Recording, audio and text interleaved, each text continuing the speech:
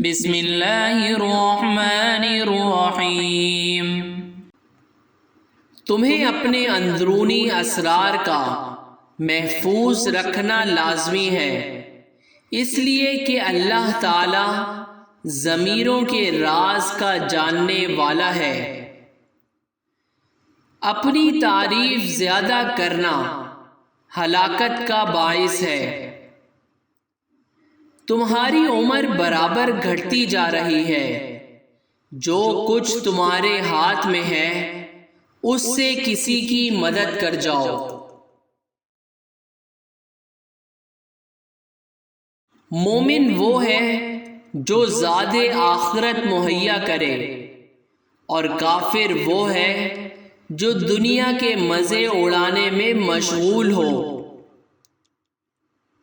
جو لوگ تمہارے دوست بننا چاہتے ہیں ان کے دوست بنو، عامل کہلاؤ گے۔ عادل بننا چاہتے ہو تو جو شخص تمہارا دوست بننا چاہے اس کے دوست بن جاؤ۔ عیب کا چھپانا اور آبرو کی زینت برقرار رکھنا خاموشی سے ممکن ہے۔ آخرت کا بہترین توشہ تقوی اور پرہیزگاری ہے۔ تین باتیں آدمی کو ہلاک کرتی ہیں: حسد، حرص اور تکبر۔ عابد وہی ہے جو اللہ تعالی کی تقسیم پر راضی ہو۔ حرص سے آدمی مصیبتوں میں پھنس جاتا ہے۔